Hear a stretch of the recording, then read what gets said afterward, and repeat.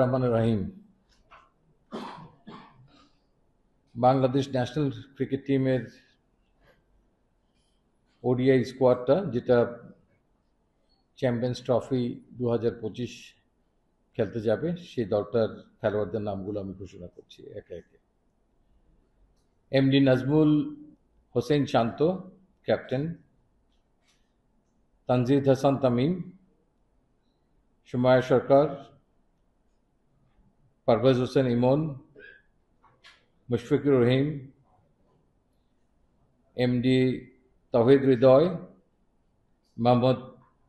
Mahmudullah, MD Mehedi Hasan Miraj, Zaker Ali Anik, MD Rishad Hussain,